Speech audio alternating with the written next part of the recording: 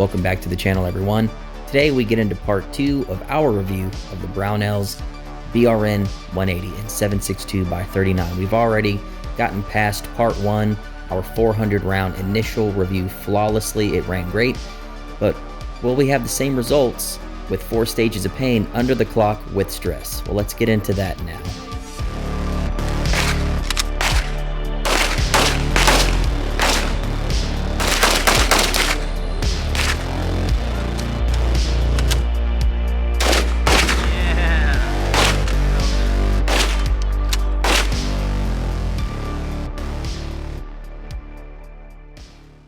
If this is the first time you're seeing us talk about this gun, then you probably missed part 1.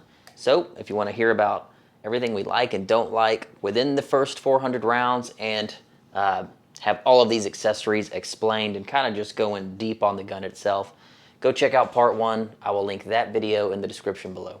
Let's cover a couple of topics right off the bat. We did a little bit of training before this match started and we ran into our very first malfunction. The bolt actually locked open before the mag was empty, very similar to the Kit Badger video. He had the same problem.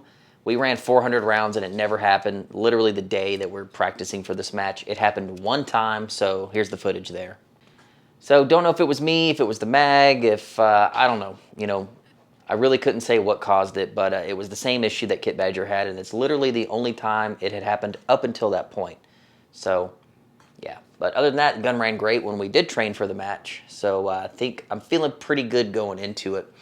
Another big question that was coming up in the last video, honestly, the biggest question, whether you're on Instagram, Facebook, or here on YouTube, the number one question was, can I run this upper on an AR lower that takes AK mags? So like the KS-47 lower or the CMMG lowers.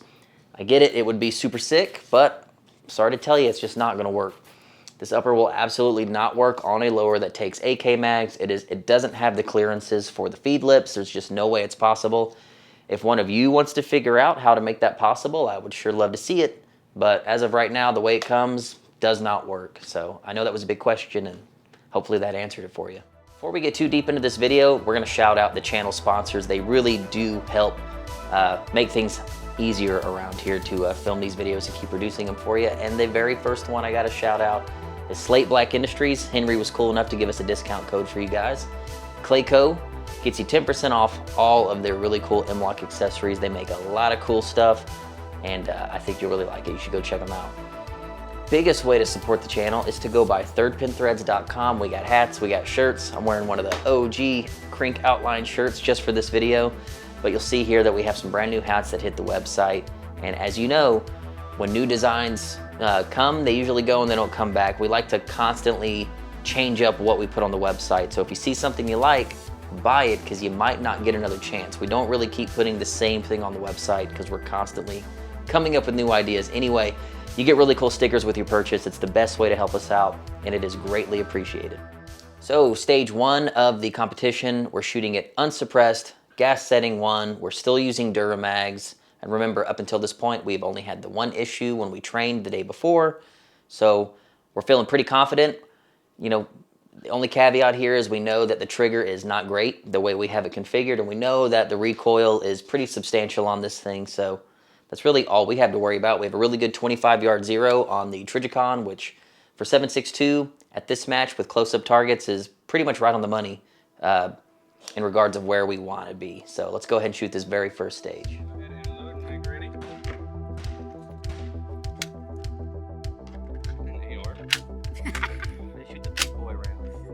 Oh, it's one of them. Okay. It's going to be extremely loud. Stand by. Don't shoot diamonds. No diamonds.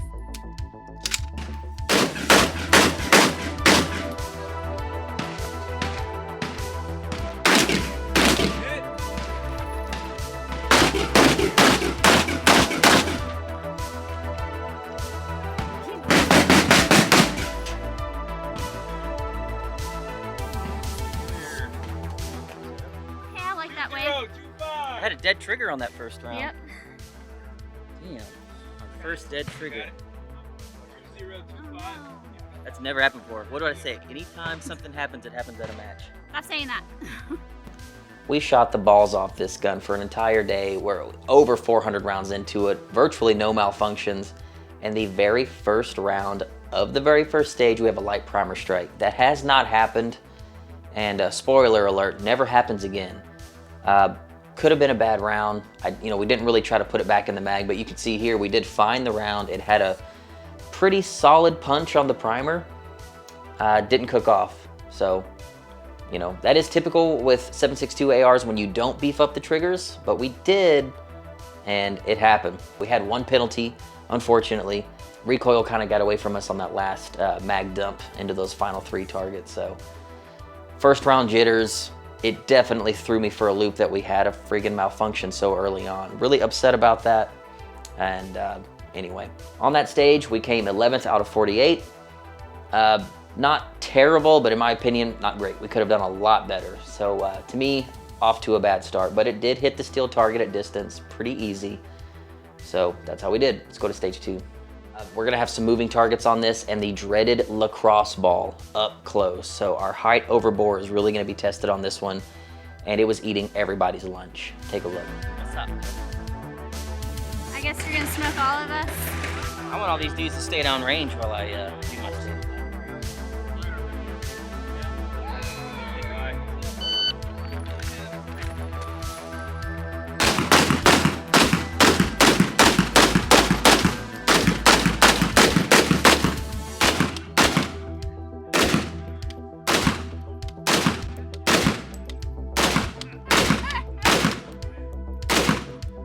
Getting low.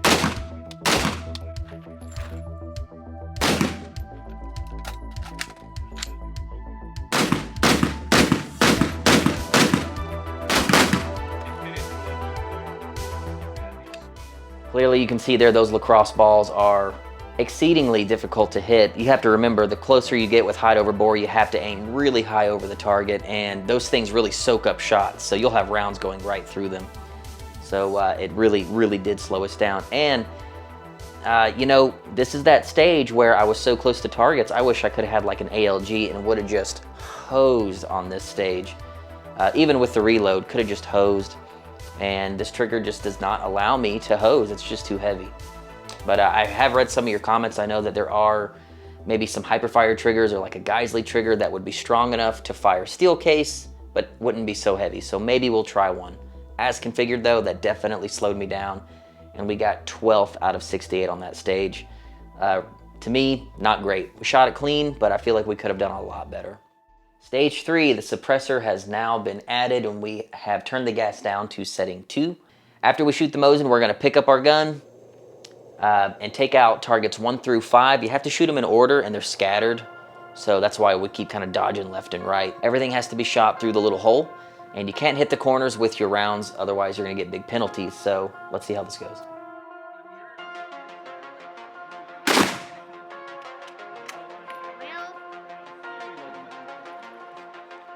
Both hands.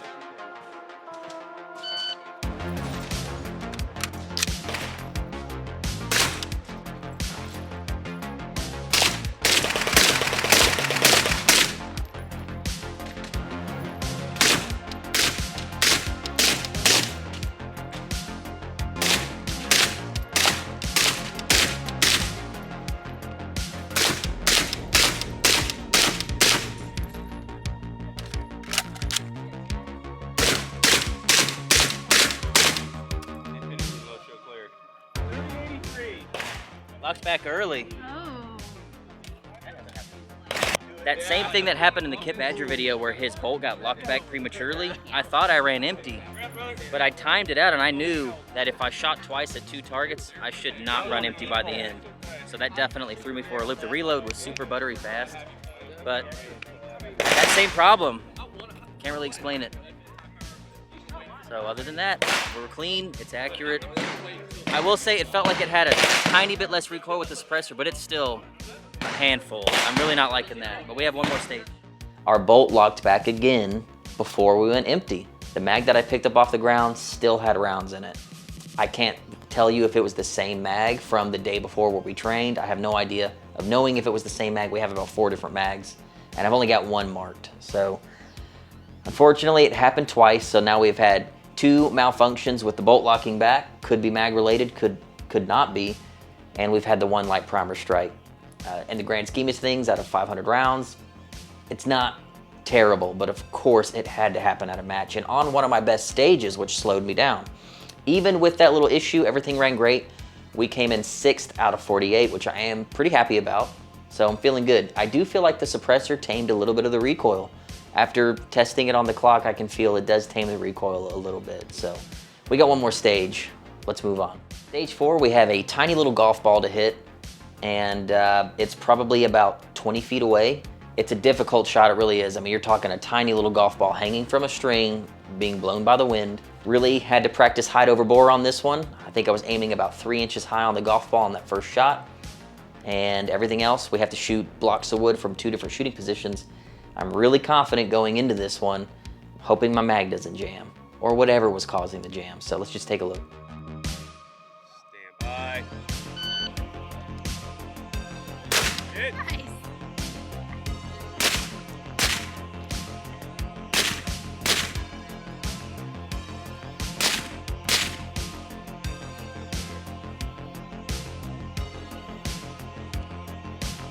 Look at that. 11:53. Yeah, not 11:54, 11:53. Zach beat you But how much? by like a quarter of a second. Just like that, we got that freaking golf ball on the very first shot. It was good, but it kind of got me a little overconfident, because then you can see in the footage that I dodge over to my first shooting position. The first block of wood is gone with 1 shot. Way overconfident. I squeeze and I miss maybe 2 or 3 times on that next block of wood, and the whole time I kept thinking I was going to make a hit, so I keep like, you know, thinking I'm going to hustle to the next one, and I keep stumbling. Finally settle down, hit it, get to the final shooting position, tell myself, maintain recoil, settle down, plant my feet, get a really good stance, bing, bing, 2 shots, 2 hits, finished it pretty quick. Came in 7th out of 48 overall, but man, we could have been so much faster if we hadn't had, you know, really started to rush that second target. So overall, we came in 6th out of 48. Not terrible. I know some of you are gonna say, what are you talking about, man? That's great. I really like to try to come in top 5, man, and you know, that's always the goal, and we couldn't get there. But I do like the fact that I'm always challenging myself with different guns. I mean, I had 1 day of shooting, and then it's go shoot the match, and I like to do that with a lot of different guns.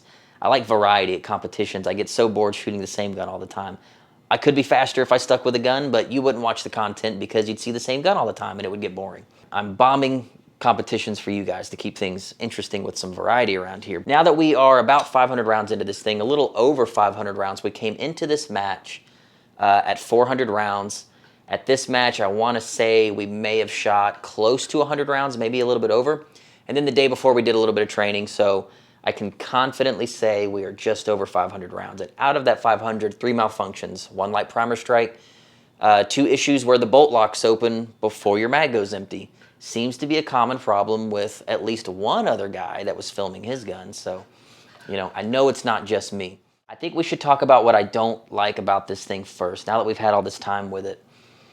Number 1, the trigger as configured, because it has to be so beefed up, and I keep saying this in this video and the last video, it's so heavy that you just can't shoot fast. I like to shoot guns extremely fast. I like to pull triggers as fast as I can and maintain recoil. This gun's not great for that. The recoil's all over the place, and the trigger as configured is 12 pounds. I know there are other options to try to find a trigger that will work. I'll explore those. As configured, really, really bad. Probably the worst thing about the gun, and the recoil, not too good. Last thing, I think it's a little overpriced for what it is, honestly. And some people might agree, some people might not. But I think what you get overall, it's a bit much. Not saying that it's not a good upper. It has been a really good upper. But there's a lot of really good uppers for a lot less money. Granted, this one's a bit more complex, and it has the piston and everything else. So we're going to get into the likes, because I think the likes are still kind of outweighing the dislikes, but it is a bit overpriced. What I really like about it, there's several things. Aesthetically, it's a sharp looking upper. These AR-180s, they're hard to beat. I think they look really freaking cool. I do dig that a lot. I like that because it is so AR-like, the whole world of AR aftermarket stuff is totally available for this. M-LOK stuff, optic mounting, options, thread pitches. You can damn near do anything to this than you could a regular AR. So very easy to get accessories for. Something I love is the tunable gas block. I know some of you that watch this channel don't own a suppressor and might not ever plan on getting one, but I'm just telling you, if you ever got one, or if you do own one, you'll start looking at guns a little bit different. You'll always think, how can I put my can on that? Is there a way to tune gas? I wonder if it's going to be too much with a can. This gun makes it easy. It makes it very easy with that tunable gas block. I wish every gun had that. And if you don't own a suppressor, you're honestly probably not going to get any use out of it. But if you do, it's a good upper for a suppressor. Very good. The number one thing I like about this is because you're getting a gas piston upper, you can put a folding stock on it, which honestly, to me, it's my absolute favorite thing about it. I love that you can fold this up, really shrink it down, specifically with the 10-inch upper, and have a really cool little package. And just the variety of folding stocks out there that use SIG mounts, huge aftermarket, and you can have something really cool like that. So I really dig that. For the price, honestly, it's going to be a hard sell for the AK guys because you can go buy a Z-PAP M70 for less than this upper. And that's a whole gun. That's not needing a lower to make it fire. That's not needing, anything else. That's the whole gun. So that's a hard sell. There are other options, AK-wise too, that come in cheaper than this upper. Just alone the upper, and you get a firing gun that shoots 7.62x39. So you're probably not going to be selling this to those types of dudes. However, I do see a market where there's an AR guy who absolutely refuses to pick up an AK, doesn't want to buy an AK. Well, I don't know, maybe he doesn't want to invest in the mags or the optic mounts or whatever it is, which is a logical reason. Maybe that dude doesn't really want to go full 308. Having something like this in 7.62x39, I could see as like a good stopgap between the two without going full 308, like big AR-10 mags and everything that comes with it. AR-10s are pretty expensive. This would just slap on any of his lowers. That dude's probably got several lowers just sitting around waiting for something to be done to them, and here you go. He just bought this really cool upper. I also see it possibly being a suppressor host stopgap for 300 blackout. 300 blackout's very expensive to shoot. 7.62x39 is great for short barrels, just like 300 blackout. And there are subs available, just like 300 black, that are probably cheaper overall. And you can run dirt cheap steel case ammo. It's just a cheaper shooting experience overall. The money that you save ammo-wise, I think, makes up for the price of the upper. So I definitely feel like if you didn't want to go like full retard, 308 or 300 blackout, this could kind of fill that role. And you get something interesting. You get into the gas piston game, you get tunable gas. Yeah, fixed charging handle. There's a lot of stuff that makes it unique enough where you might be interested to buy it. If you're that AR guy that just happens to have random lowers laying around and you're bored one day, maybe you could justify the price. I don't see many AK people really getting into it though. I had a lot of fun shooting it. I think it was really neat. I think it's cool that Brownells would even attempt to make something like this. I think it's cool that they said people wanted 7.62x39, so we made it. And that makes the company cool. It just does. But the crowd has spoken again, Brownells. And they all want these things to be able to work with AK mags. So, here's just a pipe dream. It would be legit. We already know that Brownells is making like the lowers that kind of look like AR-180 lowers. It would be super sick if they could make the upper work with maybe a lower that they make that takes AK mags. It would be awesome, actually. I honestly think I would spend more time figuring out a better trigger and muzzle device setup. If it took AK mags, it would just be dope. I mean, can you imagine that thing with a friggin' Bakelite mag hanging out of it, or a drum, like a Romanian top loader hanging out of it? It would look pretty legit. So I think that would really put this upper over the top if they could do something like that. Honestly, they probably never will, but they've listened to you guys once. They might do it again. So, let them know down in the comments. That's what we want. Do that. And maybe they will. But anyway, guys, I've had a really good time with this upper review. It's been cool. It's kind of taken me out of my comfort zone, getting away from AKs a little bit, but it's time to get back into AKs and some other cool stuff from the pre-ban days. We've got some really cool guns right around the corner, some roller guns, man, roller lock guns. Got some really cool stuff to show you. You've probably seen a little bit of that and some teasers that we released a few weeks ago. But anyway, guys, I want to know how you feel about this upper. Let me know down below. If there's anything else you'd want to see, maybe a part 3, maybe we'll throw one together. But as always, I just appreciate you watching, and we'll definitely see you next time.